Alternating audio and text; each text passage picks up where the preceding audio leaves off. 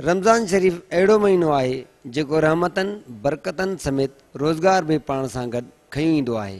रमज़ान करीम जो चंड बीहंदे ई बाज़ारुनि में रौनकूं लॻी वेंदियूं आहिनि। ॿियनि कारोबारनि समेत दर्जन जो कारोबार बि अरूज ते पहुची वेंदो आहे। ग़रीब तोड़े अमीर ईद उल फितर ते नवां कपिड़ा सिबाइण लाइ दर्जन ॾे रुख़ कनि था, जंहिं करे दर्जन जे दुकाननि ते रश लॻल हूंदी आहे। पर बिजलीअ जी कलाकनि जा कलाक लोड शेडिंग ऐं ट्रिपिंग दर्जन जे कारोबार खे कपारो धक रसायो आहे। उन मुतलिक़ दर्जन जो चवणु हो त सर बिजली जेको आहे त बिल्कुलु हले ई कोन थी। 24 घंटनि में 5-6 घंटा मथे बिजली हले थी, उहो बि को टाइमिंग न आहे। सॼो ॾींहुं जेको आहे ट्रिपिंग आहे।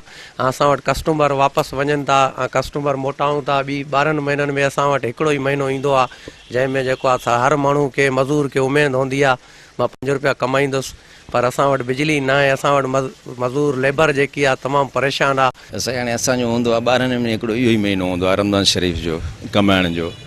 हिन महीने में एॾी लाइट बंदि थी कई वञे जो असांजा कस्टमर विढ़ण जे लाइ तयारु अची वेंदा। जेका असांजा पुराणा कस्टमर आहिनि, रेगुलर कस्टमर, उन्हनि खां असांजा कपिड़ा इन हाई वठिणा आहिनि, पर उनजे बावजूद असां उन्हनि खां नथा वठी सघूं, छो जो बिजली तक़रीबन तव्हां कंहिंखां बि पुछा करो, एज़ तव्हांखे बि ख़बर हूंदी त जैकाबाद में तक़रीबन 18 घंटा लोड शेडिंग कई थी वञे। कारीगर 8-9 जोड़ा ठाहींदो हुयो, हाणे कारीगर 3 जोड़ा 4 जोड़नि खां मथे नथो ठाहे सघे। बिजली हूंदी त वधीक कमु कंदा न। हाणे जेको ग्राहक अचे थो बाबा टाइम न आहे, बाबा ठाहे नथा सघूं त कीअं उन्हनि खां कर्म वठूं। बिजली जी हथरादू लोड शेडिंग ऐं ट्रिपिंग दर्ज के कारोबार खे तबाह करे छॾियो आहे।